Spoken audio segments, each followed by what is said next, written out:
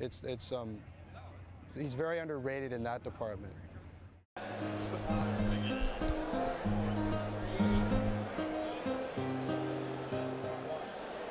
Welcome back, and there is the scene live here from Del Mar, California. This is the Boardroom International Surfboard Show here at the fairgrounds. We're getting ready to wrap things up here of day one, but if you are local, come out and check us out tomorrow. You see all the kids there enjoying themselves. It's a fantastic, and it's only day one. Another day, as I said, tomorrow. Call your family. Get them out here, Dave Stanfield. I did. They're here. They're Already? over at the, what do we have, a mud run going on? We've got a gem show, and we got some jumping thing. The fairgrounds is off the hook. But right now, this is where it's at. Well, this is where it's at. We've had some fantastic interviews this far. We're going to have more tomorrow, but right now, our guest, Sean Madison from Sol Surfboards. Welcome to the set. How are you, Sean? I'm fantastic, and I've had a wonderful day because the icons of the sport are here. Everybody that's anybody is here, and this is really the grassroots of what we're all about. You know, having the boards, being able to talk to the public and educate them about, you know, what boards do and what fins do, and it's really probably the best show on the planet. It really is. And with that said, not to knock any of the other shows because they all serve a purpose, but to reiterate what you're saying, I mean, you can walk around and see some of the icons of our sport, stop them and go, hey, MR, tell me about how, you know, your board in '81, what was your insight when you came up with the twin fin, the bump, and he'll engage in conversation. That doesn't happen anywhere else, you know? Nowhere else. You know, when you've got anywhere from Reynolds Yater to Bing to, you know, MR, you have the movers and shakers of this sport. And, you know, I don't care who you are, you can glean off of something either futuristic or something that's already happened and find out some history or a nugget that you never even really knew what happened and how it happened and why. And so it's really cool. Which, let's jump right into a bit of a nugget. You've got a little something in there that I call the guitar pick. I believe it's now called the guitar pick. Tell us a bit about it. How did the concept come about, and how did you get started with it? Well, you know, with this little fin, I mean, fins are pretty significant, as are planers. Yeah, let's shut that door over there. How this all played out was, you know, I've been riding 4 fins, and when you ride a thruster, when you ride a single fin, a twin fin, they all have personalities, and they may have within that design a quirk or something funny about it. And when I was messing with the 5th fin like this, I wanted it to engage and really marry the 4 fin to the tri-fin, because on a thruster, the fin being on the tail end of the board actually anchors the board down and helps for projection or drive. In a 4 fin, what these guys are feeling is the board tips up on the rail really, really fast. And so it's quick rail to rail, especially in wide tail boards. You have the fin right on the rail and it turns up super fast. So really the premise of the nubster, that's actually the name of it, is to marry the 4 fin to the tri-fin and to really bring those personalities together. When I really, quite honestly, I woke up in the middle of the night, 3 in the morning, and it was like, you got to get Kelly one of those fins. Kelly's going to be the first to call you out, like, that's lame, don't even bother me, kind of a thing. But the next morning, after 3 in the morning, I was like, okay, I'm just going to send him an email. This is what it does. I just want him to try it, really. Send him a photograph of the board and my fin setup. And I said, would you like to try it? And he goes, yeah, I'd love to try it. And, you know, some time went on, and I was like, where do you want me to send it? And he had already gone over to New York. I sent him another reply, another email, and I said, do you want me to send it to San Clemente, thinking after the New York event that he'd like to try it in between events. Well, he said, no, actually, send it to me now. There's waves coming.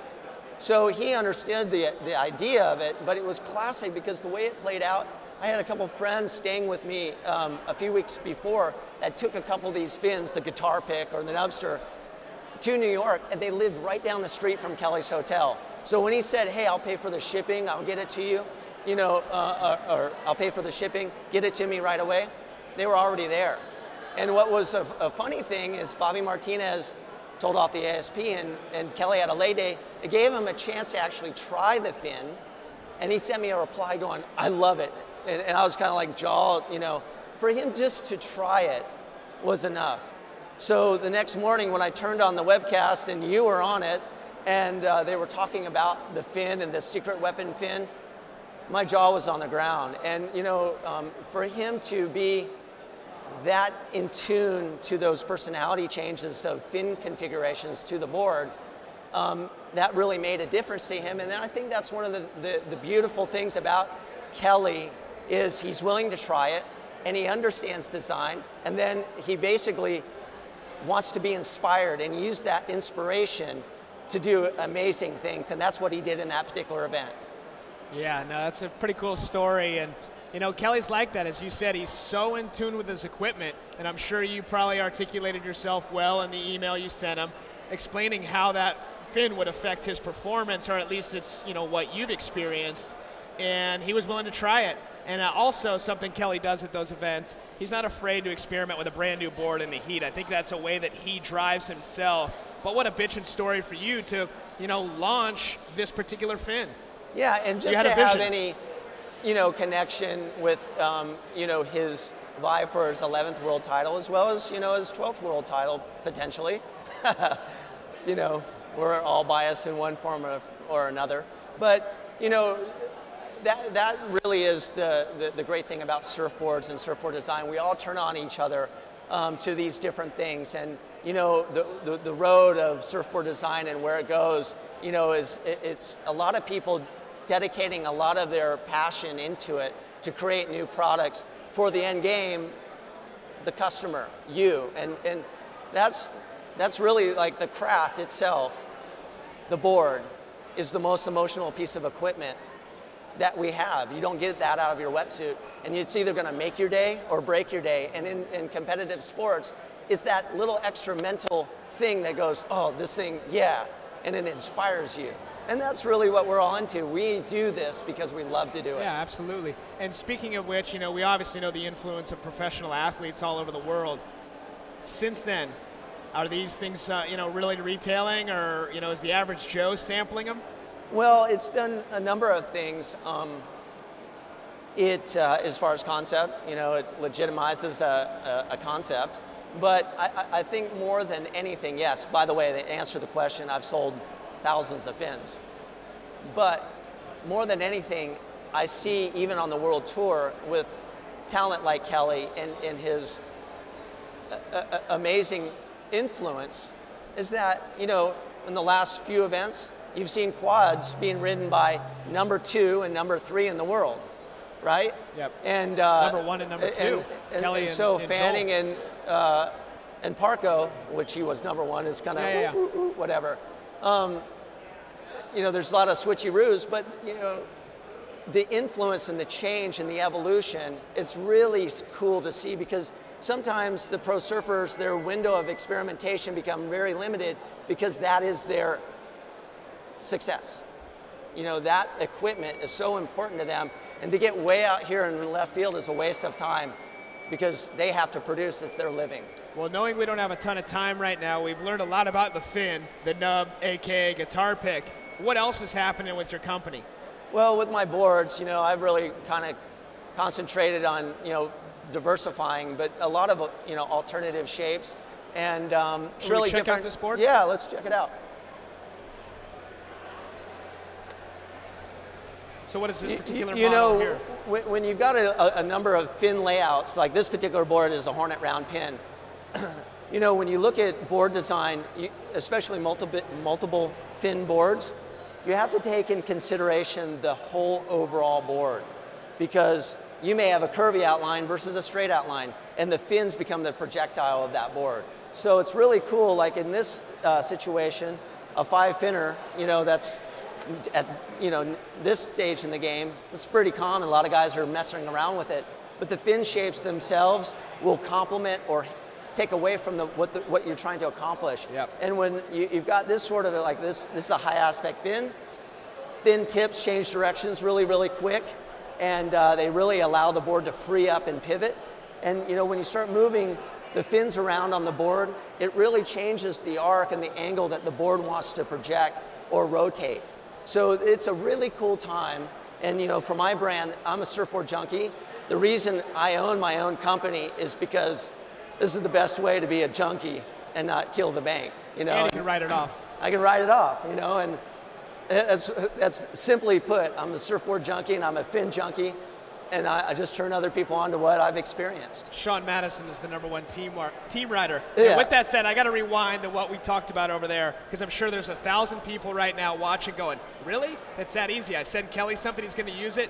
No, hold it, guys. Don't send Kelly anything. Sean Madison, longtime friend from Florida, grew up with Kelly. He had that relationship. That's how it started. So put that stuff, take it out of the box, put it back in the closet. Please don't send it to Kelly. I had to throw that out there. But also, with that being said, you know, for him to give me enough respect to try it, that was enough for me. I never expected anything else.